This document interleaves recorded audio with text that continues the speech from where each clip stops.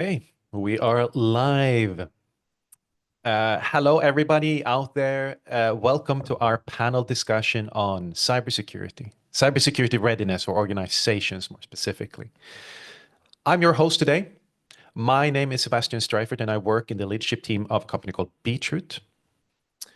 I'm showing some visuals accompanying Beetroot here. The whole webinar today, or the panel discussion, it's brought to you by Beetroot, and I would call Beetroot an ecosystem. It's a few different companies with different focuses. Beetroot can help you hire a remote team of developers, rather tech specialists. Beetroot can help you with concrete implementations of cloud solutions, websites, mobile apps. Or Beetroot can help you upskill your team to make sure they're equipped with some of the latest knowledge, like within cybersecurity. So if you like the content of today's discussion, there's a lot more deeper training available for your whole team.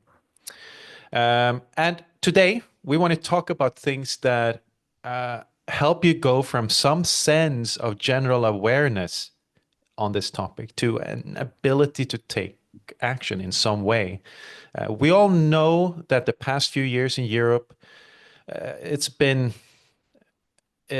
the situation has changed in terms of cybersecurity. There's now an active hybrid war being waged on Europe. I think most of us agree on that. Critical infrastructure is being attacked on a daily basis. So keeping our tech, our digital assets safe is more important than ever. We're going to talk a little bit about that, about current trends, some practical steps, some future proofing. We have a panel of experts with us here today to help with this. We'll do questions at the very end, I think in about 30 minutes. So 35 minutes. So you can already prepare them, but keep them for that moment. And without further ado, let me introduce our fantastic panelists.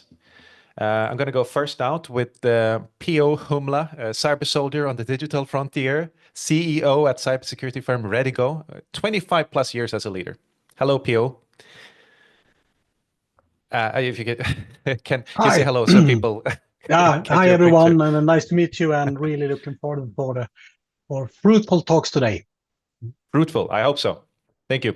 I also want to say hi to Artyom Mikhailov, a very experienced cybersecurity expert and startup mentor. Your contributions will be very valuable today. Hi, Artyom. Hey, Sebastian. Thanks for having me here. Looking forward to the fruitful discussion today. Yeah, we're repeating this now. Fruitful discussions. I really hope we make it Fruitful. happen. Yeah, exactly. We need to make it happen now. Next up, Danwei Tran Luciani. Welcome. Danwei is VP of Product at Detectify, a product company that helps companies better protect their assets against cybersecurity threats. Welcome, Danwei. Yep, thank you. Hi, everyone, and looking forward to this intriguing and You've cybersecurity kind of discussions. you forgot the word fruitful. Fruitful, Yeah, yes. fruitful. It will be fruitful. It will be fruitful. And last but not least, my colleague Noel Duarte, Chief Growth and Product Officer at Beetroot Academy. A strong background on the product side and implementing secure development practices. Hello, Noel. Hi, everyone. Pleasure to be here. Hoping that we can bring a fruitful discussion on cybersecurity. Excellent. So I'm going to stop sharing my screen for a moment if I just figure out how to do this.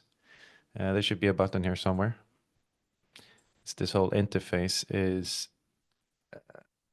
not always how I want it to be sometimes.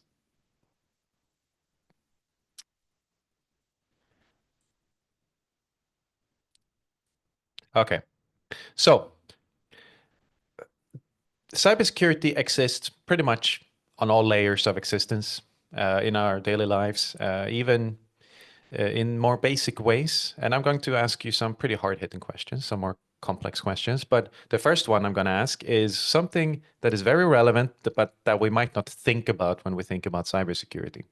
When was the last time any of you used a shared password to access some kind of service or account?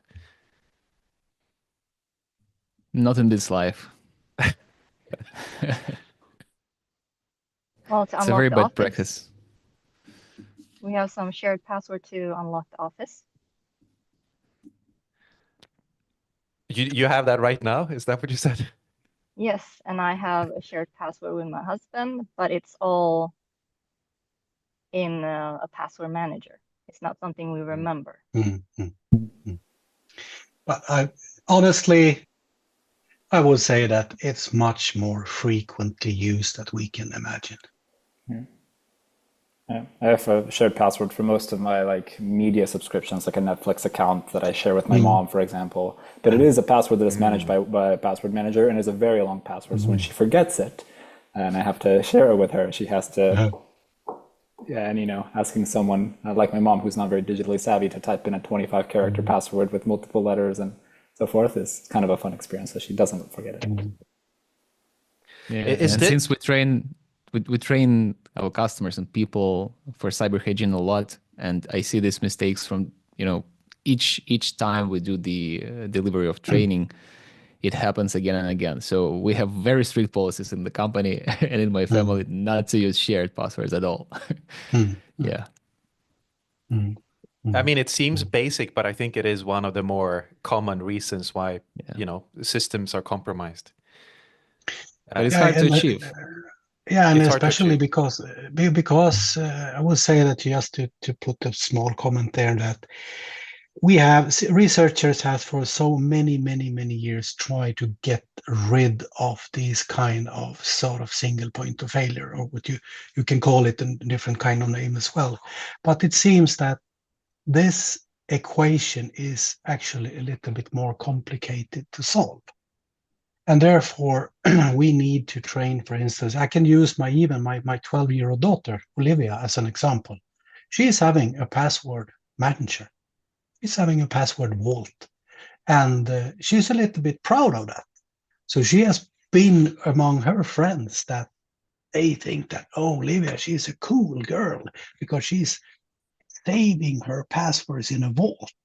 And I think that is a very interesting psychological perspective on that, to prosper that even to the youngsters, because we need to have a change. And of course, I don't want to promote any products or any companies, whatever, but there is solutions, of course, on the market, so you can get rid of them as much as we can. Yeah, and just to clarify, when I say shared password that I'm using, it's not shared password that I keep in my head and know about. It is all about using vaults and password managers, and using that as an easy way to access things that multiple people need to access. But it's not sharing password as in sharing the knowledge of the password. But I mean, my son, 12-year-old, also password manager, vault. Yeah. It's crazy. Like when we grew up, at least I think so, most of us, this was never on the agenda, having a password manager. But this, I think, has turned into an essential tool set for kids now. Like they need to know about this stuff. They have so much digital hygiene that they need to be aware of so that they can be, safe and grow up healthily. But companies also need to be safe and healthy. And as I mentioned before, society today is different than it was a few years ago. What recent cyber attack patterns or vulnerabilities should European companies, I assume we have a lot of listeners here, they're representing European or American companies, but if we ask for European companies, maybe it's the same. What should they be concerned about? Anyone can jump on it. Well, probably I will start from the most severe, in my opinion, and something which we see a lot in Eastern Europe. It's moving towards Western Europe. It's basically the new realm of supply chain attacks. We all know what it is. We all know. I mean, it's not a new kid on the block. We have it for ages, but now what we see is that adversaries, they change tactics from compromising a single vendor to get access to its peers by compromising the whole ecosystems, and they use heavy attention. They pay heavy attention to the messengers. The email hasn't gone. I mean, the phishing and the payload delivery via email hasn't gone anywhere yet as well. And the trend looks very nasty, especially in the combination with, I know we will touch this topic later, but still in combination with AI capabilities which adversaries gain as well. The social engineering topic in general gets very sophisticated now. It's not the same as it was 2 or 3 years ago.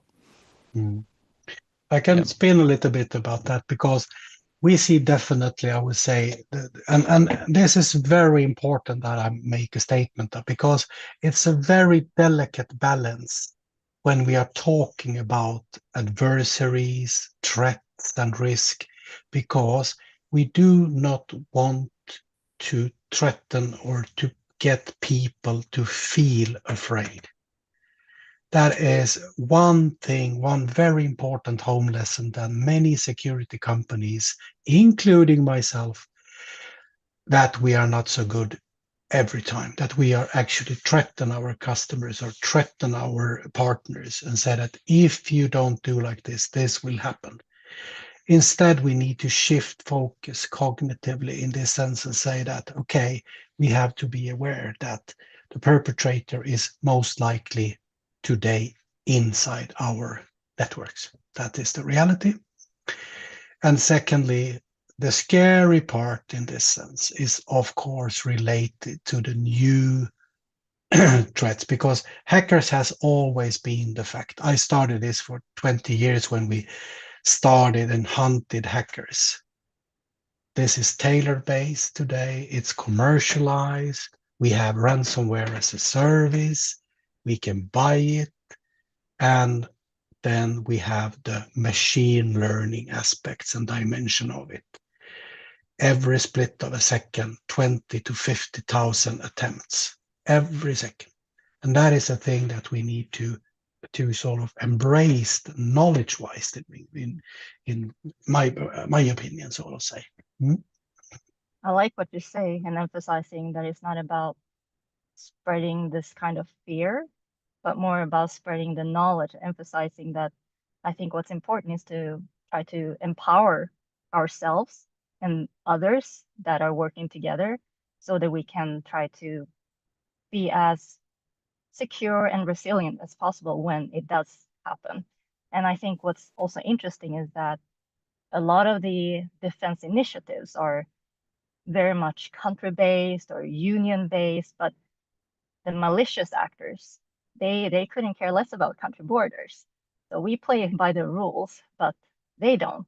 So I think that emphasizes even more the importance of really collaborating and sharing the information. And I think, at least what I've seen, it seems like there's an increased emphasis on collaboration, both between governments, but also between private sectors, international organizations, so that we really ramp up our forces together. Because yeah, playing by the book is harder than going rogue, and playing defense is also harder than playing offense, because as a defender, you have to succeed every time. As an attacker, you just have to succeed once. So yeah. But you have a good clue on that, and especially because this is very complicated, because the traditional conservative culture approach in security is that we do not share information. We do not share knowledge about, for instance, severe incidents, because it might affect the business value, the stock market price, or even the reputational risk. But the collective force, I think that is absolutely one of the key issues here and key solutions, actually, to share more, to get more vigilant, and also to have a collective force in this. Otherwise, you can't handle the risk in a professional way. However, now we have the landscape of obligations to actually disclose, especially whenever it touches the critical infrastructure, essential infrastructure, personal data. It now becomes mandatory as a European law, basically. So it's not going to go anywhere, and it would be harder to hide from these obligations with each day. Yeah, exactly. And I think that to sort of say that it would be unfortunate if we miss the opportunity of this current crisis and having the energy that is being created, because certainly everyone I talk to that works in technical industries knows about the cybersecurity situation in Europe and in North America.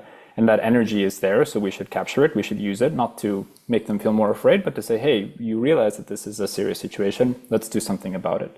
That's how you begin the conversation about changing human behavior, which is 95% of the question, right? How do we get engineering teams to adopt more secure practices? How do we get administration level employees to stop using shared passwords or similar things of the sort? And it's funny that you say human behavior, because these days there's a lot of non-human interaction with the cybersecurity space. PO, you mentioned machine learning having come to us. How do you think that the integration of different AI tools have changed the cybersecurity landscape? Has it been helping the threat side, the defense side, both?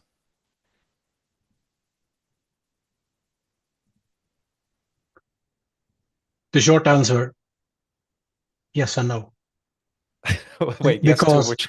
Okay. Yeah, because the dark figure is currently, and it has been for so many years, the dark figures, the level of dark figures are so high. But on the positive side, I have definitely seen, both on the market and in organization, in researching fields, that I have seen substantial AI models on the defense side that are actually very tuned and very skilled, because in this sense, one key issue is time, and to be so extremely fast in the iteration. On the bad side, so to say, that is something that I really would like to hope that someone from the bad side could explain for us today. How far has UCAM reached today? Because every 24 hours, we are usually get 3 to 5 0 days publicly announced. And if that is the situation, I would really love to see some of people from the dark side and showing us a little bit of a taste. But before that happened, would you mind sharing a little bit what you've seen on the defense side? What you've seen, yeah, the lighter side have been using AI for? Yeah, what are some examples right now of AI being used to help the defense? I would say that thing, yeah, Artem. Yes. Yeah, thanks, Bill. There are actually numerous realms where the AI could shine, I would name it this way yet, because we experiment in our SOC, and SOC, I would say it's the most complicated in terms of processes part of cybersecurity to build up and to maintain, because it's about exercising each day. You can't afford yourself to miss the workout. You need to exercise each alert. And when you try to build seamless processes, you have multiple layers, right? So I fully agree with PO that, and our experiments show the same, that AI really is one step before substituting the layer one analyst. So the SOC is usually a pyramid with numerous levels. The lower level engineers start to process the incident. Then if it's a real severe one, it goes up to the next level, then it goes to the investigators, etc. So the level one, and their job duties usually is to process hundreds of alerts each day with lots of technical data. And independently from your experience and skills, it's just hard to maintain the full picture when you look at IP addresses, hash sums, or whatever it is. And you become less effective towards the ending of the day. It's normal because we are human beings. And here, the LLMs really works nice. But the issue is the hallucinations, which in general LLMs produce. The latest LLMs are great at minimizing that, and still, technically, there is no solution which could exclude hallucinations at all. And hallucinations is awful for cybersecurity in general. It's not something we want to have. We want to have determination. This is what we love in cyber. We want to know for sure, yes or no, right? So on the one hand, it could substitute L1 analysts, but it's hard to predict when or if it would be able to substitute the whole decision-making process of the SOC. And this is only one application, right? The same with awareness trainings, for instance. We ideal awareness program is the constant, never-ending. It's not enough to teach once per year or once per half a year or once per month. Ideally, the program should be integrated into daily activities of each employee. And here, AI understands the behavioral patterns of employees and could suggest, small ingests of this necessary knowledge during the workday of the person, which is great. And essentially, I could continue that with different other realms of cybersecurity and domains. But the overall idea is that it's everywhere, just like in our daily lives, not in cybersecurity. We start to use ChatGPT for every second task we want to proceed with. And it either helps a little bit, it brings some ideas, or it really helps you to achieve your tasks for 80%, let's say, right? So it depends on the domain of cybersecurity, but AI definitely is being implemented everywhere, including cybersecurity. What is more important is that it's being integrated in adversary side as well. And I think this is more disturbing, and sometimes, and I would say usually, adversaries, they do a better job in the beginning. They are usually one step ahead, and we're trying to chase them historically. Yeah. The thing, just a really good comment there, Artem, and the thing is that the thing I have seen is primarily focused on the defense side, and of course it's concerning automated threat detection, because there we can see a real benefit of gigantic amount of data. So that is one thing. And if you can compile this, if you can categorize them, if you can classify it, you can also start to do predictive analytics. Yeah. And that is, I would say, a substantial added value. And the last thing I also seen is automating patterns for anomalies to get automated in the incident response.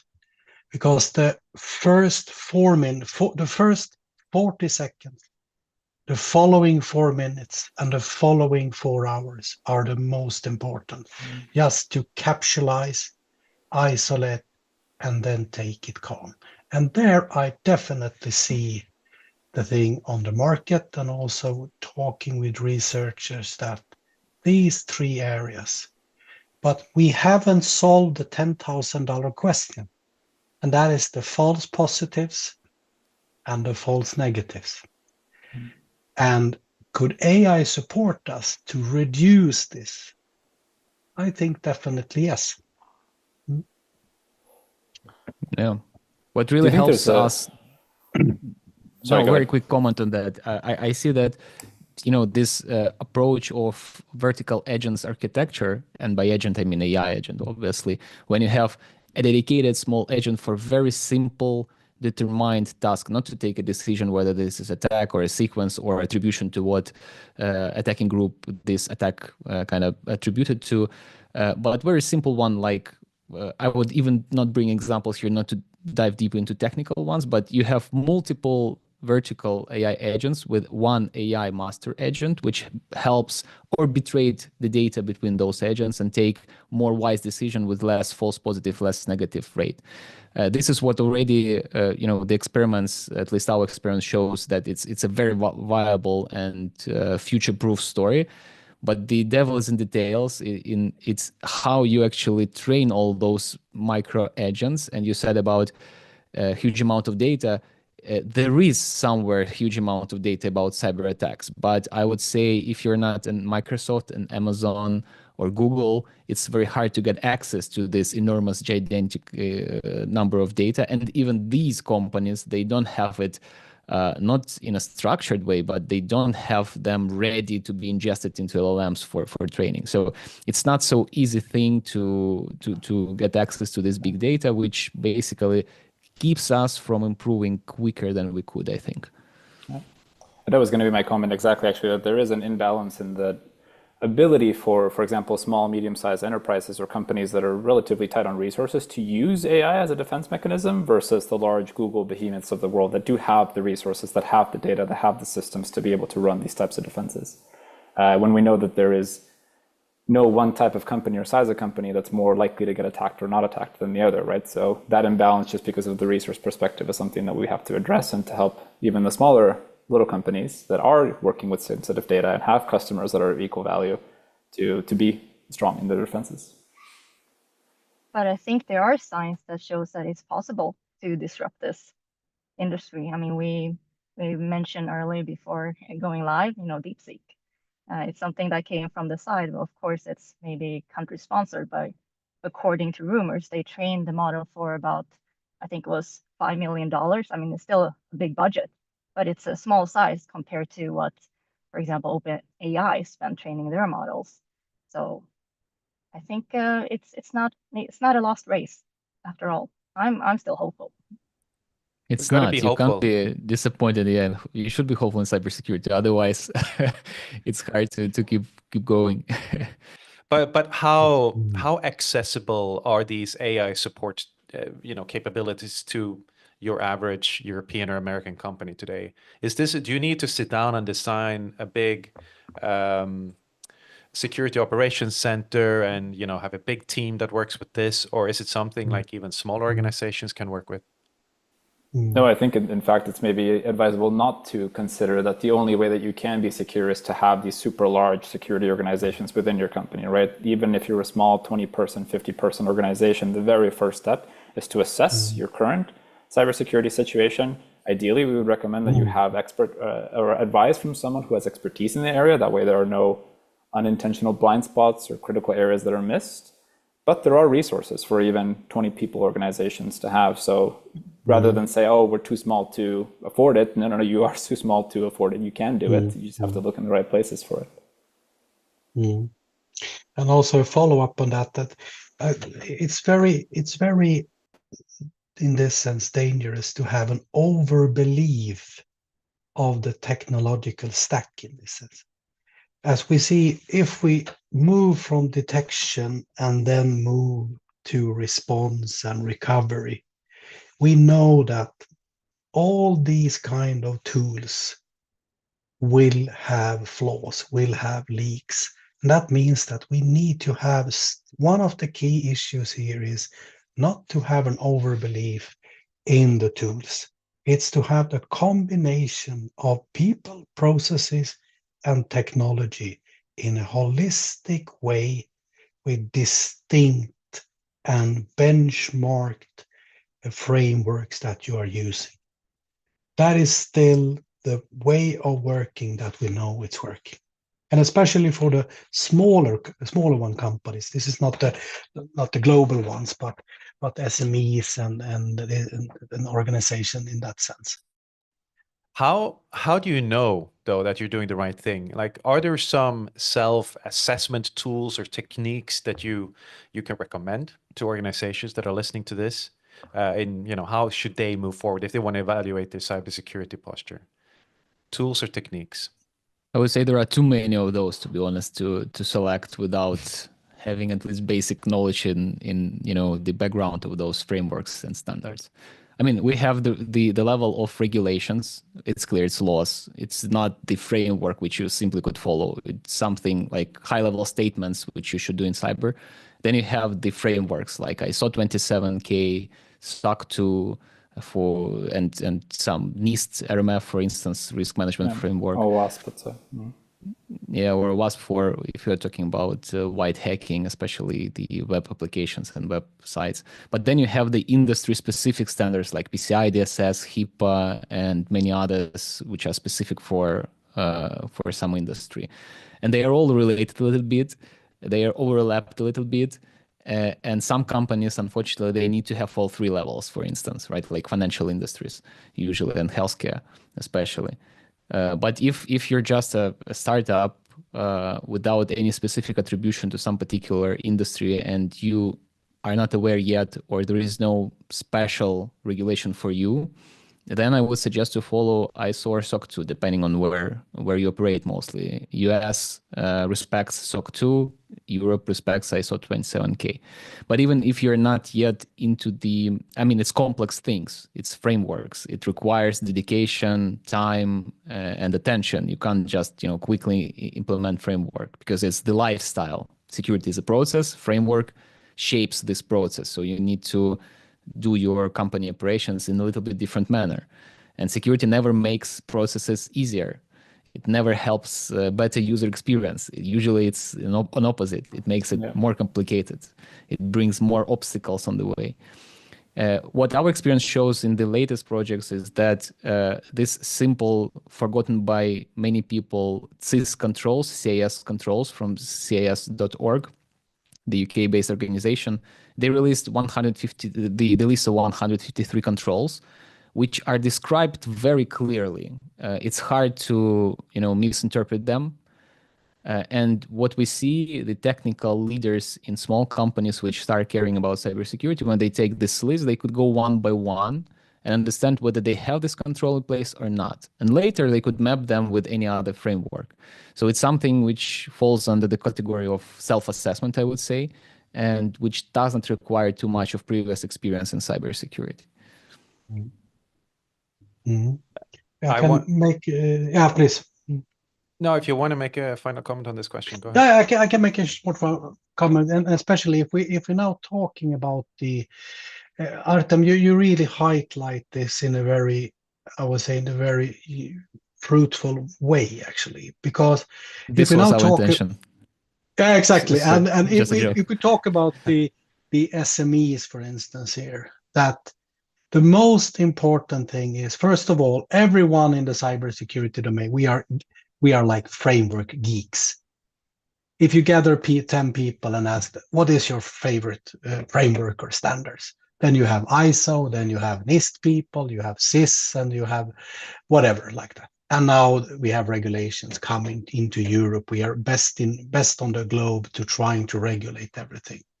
But the thing I can really try to give you is, first of all, gather a numerous amount of people in the company, from the capillaries up to the board, in a room at the whiteboard, and ask yourselves only this question: what can we accept is going to happen? What can we not accept? When we have done that, that is fully enough. And then we can take, you see how you have balloons as well here. then you can say, okay, now we do a self-assessment for 4 hours together. And then we can use, as Artem says, for instance, I am also very, very keen on the CIS controls. And why? Because it's concrete. How are you going to do things? Then you can start to work. Can I just add my perspective on this? It's funny that you bring up regulation frameworks. I mean, I'm not against all that, but maybe I come from another kind of background where I feel like, and also, with my designer background, I hate templates. Actually, I hate, stupid rules. As a parent, I hate stupid rules. I hate screen times. I don't believe in that in general, because sometimes rules and regulation, they are a trap because they might cause the wrong behavior. And I feel like they exist because someone has failed in explaining and convincing about the greater cause and the actual purpose. So for me, what's most important is always to keep, the actual goal and the purpose in mind. And sure, sometimes frameworks and rules and templates can help you reach that. It might be easier to lean on those and point at that to get work done in the right direction. But I also want to emphasize that at least Detectify doesn't exist for the main, reason to be compliant or to have a check in the box. There's a reason behind why we want to be compliant, which is, to make sure we keep the internet secure, so we can continue collaborating, sharing information in the way that we intend it to be used. But yeah, sometimes regulation can help that, and it's great that we can agree on certain things so we can collaborate easier. But sometimes that can also muddy the actual purpose, in my point of view. But yeah, it's great tips. But I also wanted to just mention that in order to start something, in order to start a security journey, maybe getting a certification might be a big step. I think the first starting point is just like with anything else, also in the personal life. It's knowing yourself, know yourself,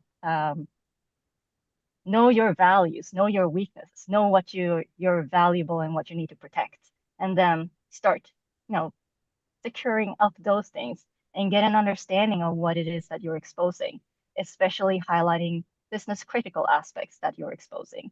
And there are plenty of tools and frameworks as well to help identify that. And I would do my company a bad if I didn't mention that we can help with that as well. But there are plenty Yeah, of people course. here that can help with that as well. I mean, you mentioned some very good things, not only you, but also you, P, and you at Diom. Know yourself, maybe get a certification, look at what you're exposing. What are some other concrete investments, or let's look at it, strategies that small or medium enterprises can consider today so that they are a little bit ahead, they are more ready than other companies to tackle cybersecurity threats? Investments or strategies? Yeah. Before we jump into that, like a transition comment from what Denwei just said. Okay. I fully agree. It's a great thought. I mean, the set of thoughts, and cybersecurity. I mean, compliance is not a cybersecurity for sure. There is no equality. There is no sign of one equals another. It's two different realms, but obviously they are very overlapping. And once you start caring about your cybersecurity, it really doesn't matter whether you take some recognized framework or you just start from the essence, because again, cybersecurity is not one-time fix, it's a process. You need to develop this mindset, right? You need to know what you protect, know your business processes, meaning that you need to make an asset inventory. And all frameworks, by the way, say the same. Start knowing what you have, right, before you actually start doing the implementing the controls. But the key idea here is that there is no way to demonstrate later on, no other way to demonstrate later on to your peers, to your customers, to your investors, to anybody who is interested in you to be secure, that you are actually secure if you have not selected any framework, right? So the longer you run without any framework, the more headache you would create for yourself later on when you be trying to demonstrate it to somebody. But generally, yeah, the start should be asset inventory, risk assessment, and probably vulnerability assessment, right? To scan what you got, because we have, as PO mentioned, we have 3 to 5 0 days each day, and 0 days is one problem, but another one is the known vulnerabilities which nobody wants to patch, right? So this is an issue as well. If I can be a little bit concrete, that is, first of all, because it seems that we have slid a little bit into the SME segment. And I really like that, because I really care for that kind of entrepreneurs and companies that are striving so hard. And even here in Sweden, we see companies with revenues about 1 billion Swedish crowns per year on an annual revenue. They have one person, in best case, working with cybersecurity. That's the reality.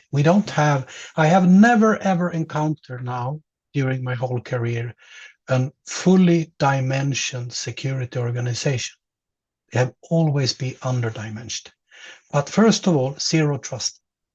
That means that we have a tradition cognitively, technically. If you are trusted, you have passed the onboarding process, you are trusted. It doesn't matter then what happened inside the IT environment. You are always trusted. We need to change that perspective that you are not trusted, because we need to be safe and secure. And we have techniques for that, and we have security controls for that. MFA everywhere. Multi-factor authentication everywhere. And the admin people needs to have double up MFAs.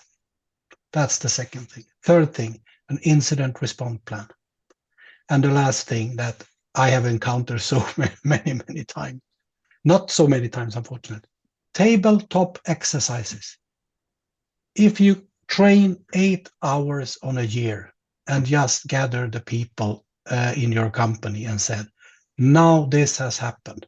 Someone is is sending out money from the company.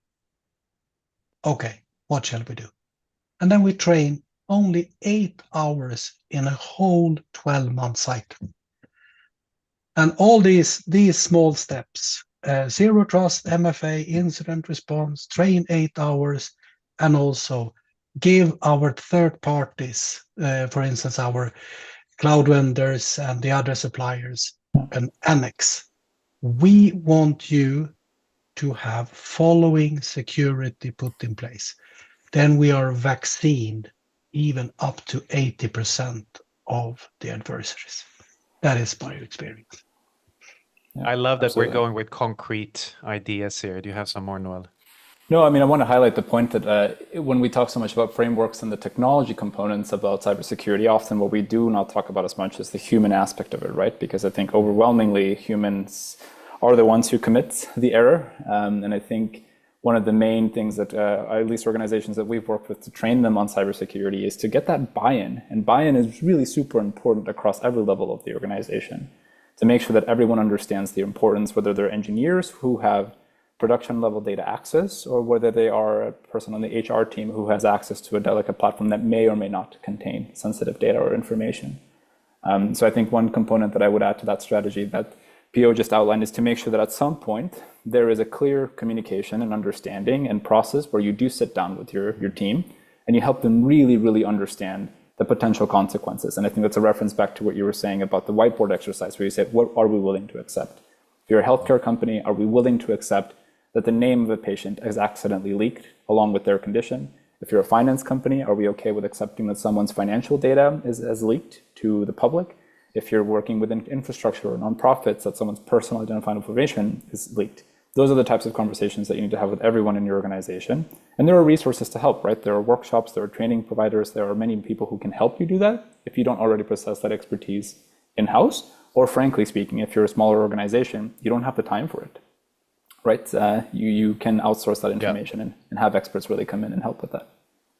We're going to get going to some audience questions because they have been trickling in as we have been talking. We've been unaware of them, but we see them now. And I think the first one, it addresses something we talked about in the beginning. Don't password managers get hacked too? They are. That's bad. Yeah. Any software could be hacked because it is written by people. It has vulnerabilities. But the point is that those companies, for sure, they invest significant resources into their cybersecurity. And if we have an option of remembering a couple of simple reused passwords versus trusting some external company with credibility and trust from other users, our passwords, well, probably I tend to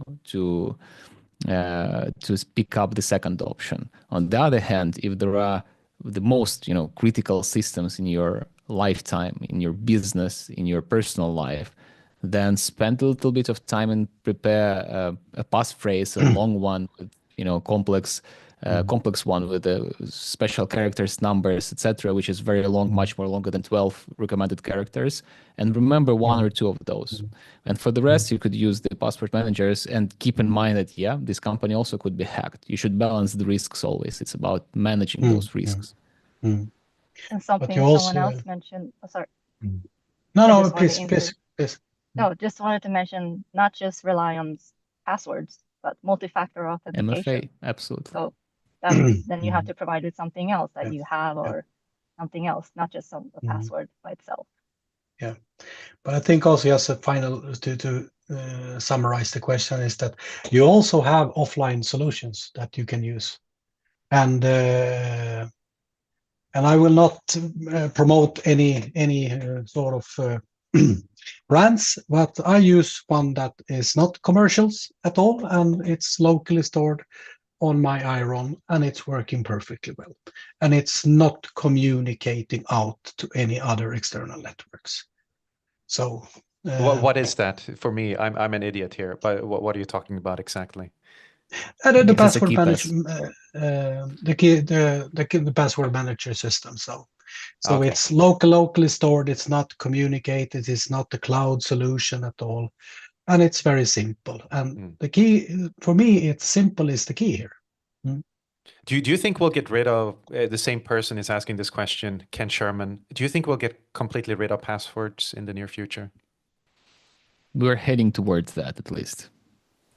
The biometrics, the new technologies which make, let's say, a snapshot of your digital realm of you as a user and you as a user plus device.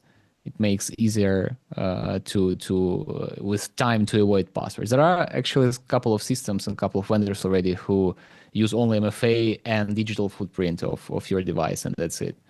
But I would be cautious with that. Still, 90% of industry relies on password as a first factor. It is mandatory to have second factor, and this combination would keep with us for, I don't know, a couple of years for sure. And there are entire societies that are moving in that direction. If you live here in Sweden, a lot of our public infrastructure now works through not passwords, but biometrics, Face ID, other things of the sort.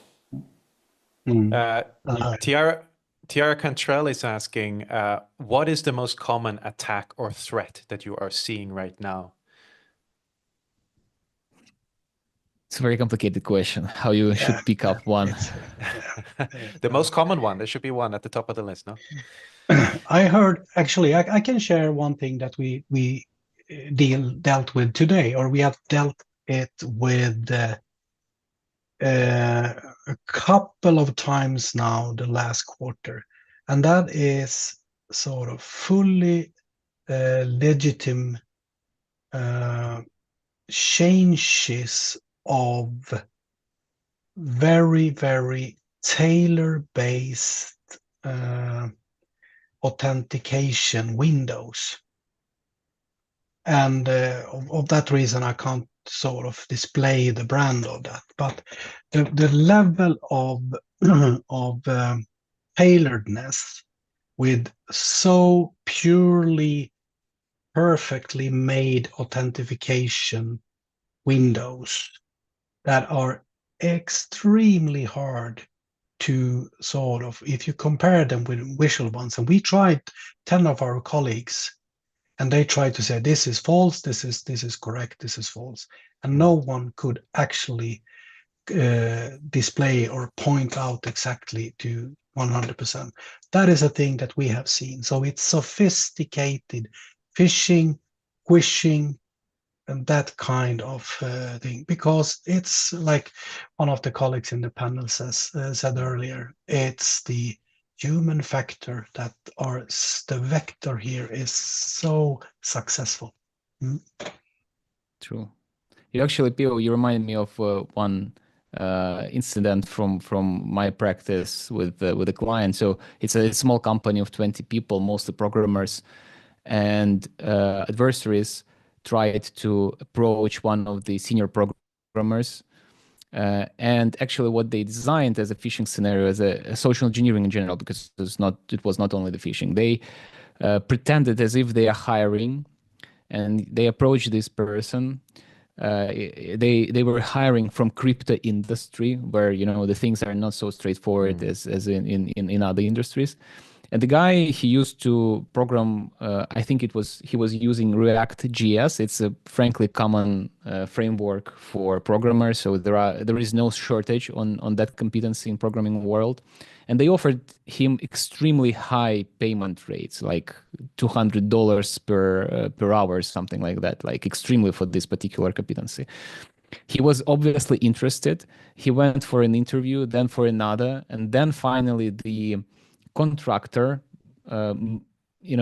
made him install a framework as a home lab, as a homework to demonstrate that he is very competent in his stuff. Wow. He really programmed, he sent it over back, the homework, and only after a while he realized that his computer was under control, and it was his personal computer, not the corporate owned, but he was using it for corporate business as well. So once he took it into the protected environment, the infiltration happened across the whole organization. So this is one example, right? And another one, I'm just trying to answer the question from the audience. And another one is the XZ utils. Maybe you have heard about this. I was just very surprised when I heard about this attack. It's actually a free library, open source library, which is used by multiple Linux distributions across the world. It just compresses the data basically, and it is community built library. So any could contribute as long as you contribute systematically. And adversaries, for 2 years, they were getting into that community in order to have installed the backdoors into this free open source tool, which is used by almost all Linuxes worldwide, right? So when you ask what is the most kind of important threat now, I don't know how to choose. One is very straightforward for particular small business. Another one could impact the whole world. So, and there are multiple examples like that. Just keep in mind that these things are appearing every day in tens and hundreds of instances. So it's not about one. It's about understanding that they are going to emerge and emerge every day. Sorry. We have a question from Emmanuel Eziani. He's asking, and this is really, by the way, tying back to the topic of today's call. We have talked about different frameworks that you can use and some steps you can take to become more ready as an organization, take the next step. But if you would summarize an answer on how do you really measure organizational cybersecurity readiness? And what elements should be measured? Do you have some kind of summarizing answer that is easy for our audience to kind of, okay, I get it, and then take some step?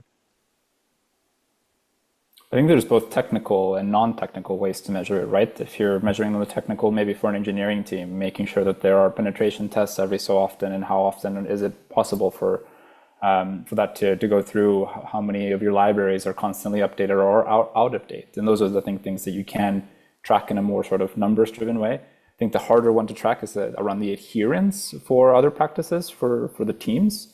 I'm curious, Artem, if you have any thoughts on, or RPO or Dan, any thoughts on how to track the less technical numbers side of cybersecurity practice at scale? Just a short comment there. On well-known name has many names, and some organizations on the market are using a cyber maturity model, cyber maturity assessments. But as I back to that, because they can be extremely thick and extremely hard to work with, because it lasts 2 to 3 months. And instead, I am then punching one more time for keep it simple.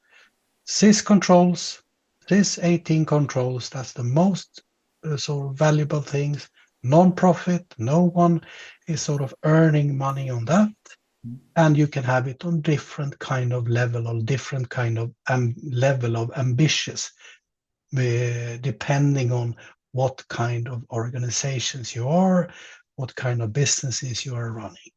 Then you are on a short time, you get your maturity level, and you can have a starting point. That I would say.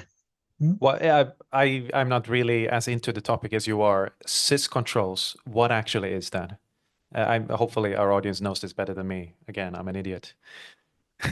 Well, control, it is something, it's an activity which you apply to mitigate the risk, basically, in the essence of it.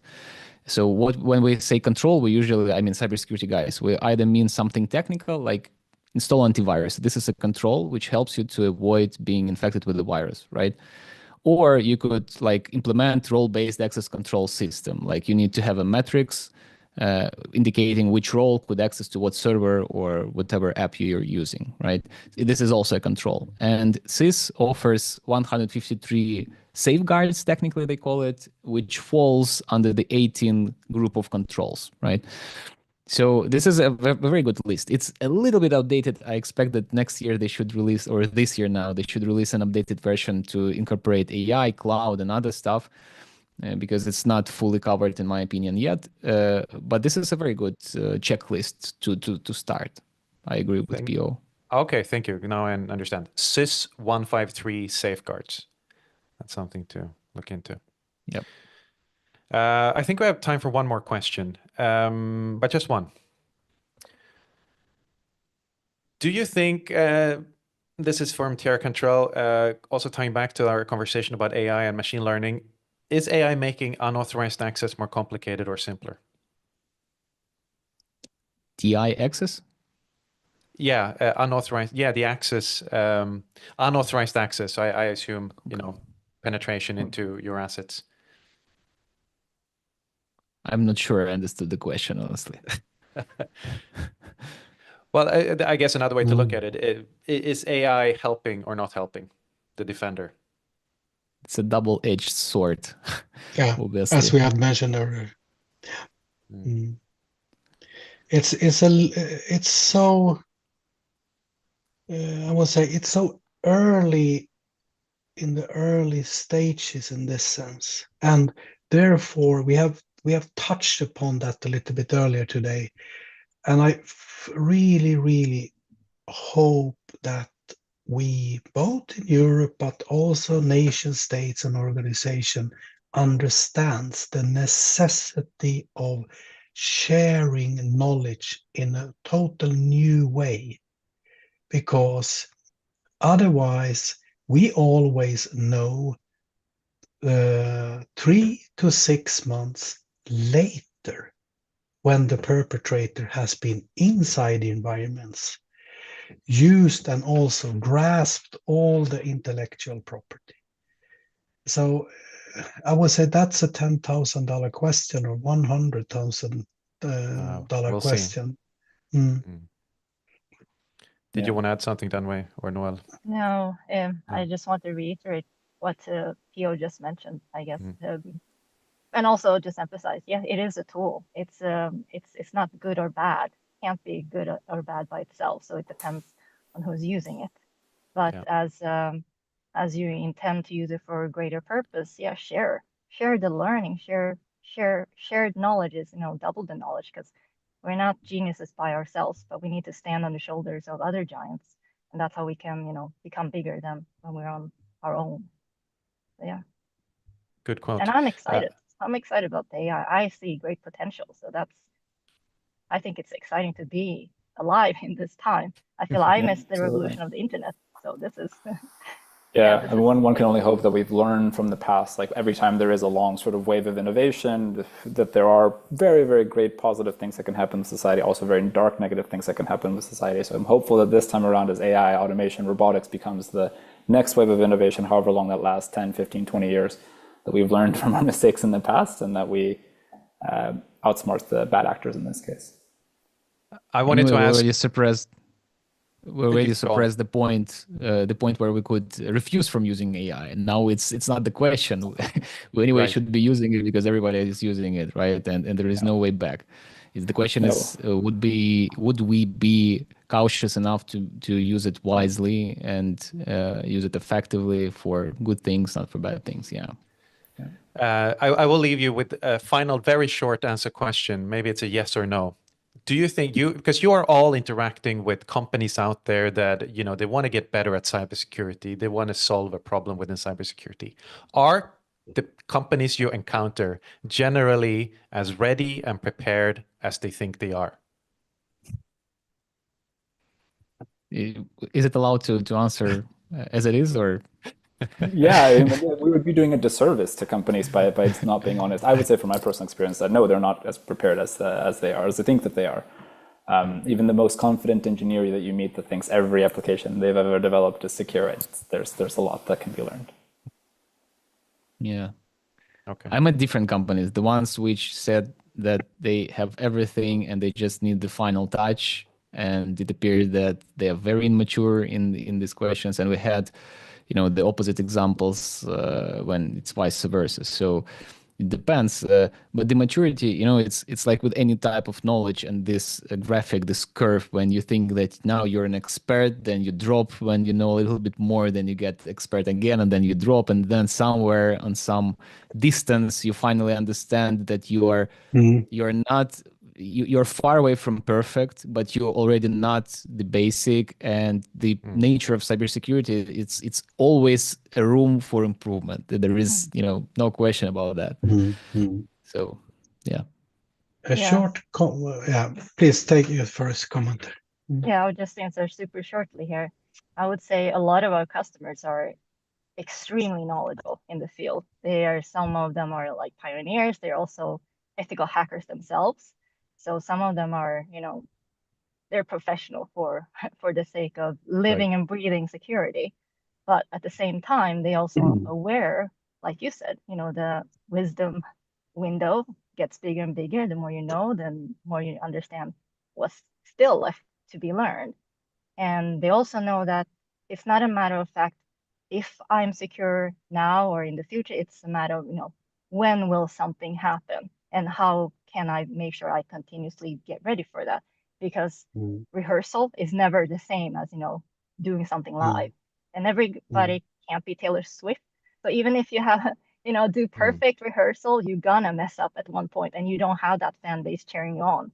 So it's just about how can you continue that live performance in the best professional way.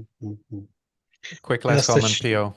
Yeah, absolutely. And I would say I will use the word I would say one of my absolutely most important experiences is the disconnect, and I will elaborate on that. I have met so many absolutely fantastic engineers, security professionals, guys and girls, youngsters, and seniors. Everyone knows about this. Everybody knows, have a common sense that, okay, this is the risk. So the average level of knowledge and awareness is high. The problem arises, and especially in larger organizations, that's the disconnect up to the decision-making process up into the C-level. And that means that the time to market is so important. So we have to sort of make shortcuts, and then we can hopefully start to do patches. And therefore, my final answer is maybe.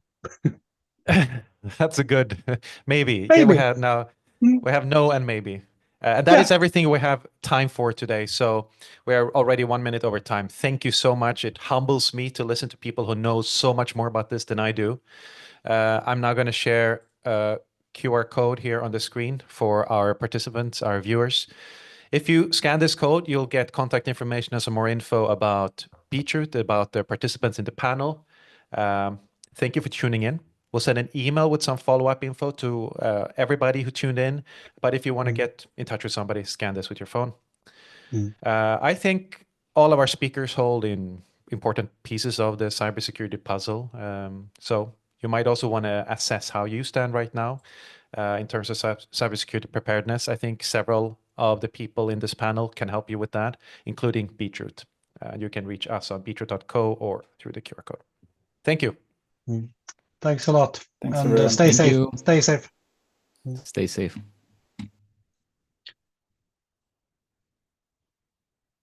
And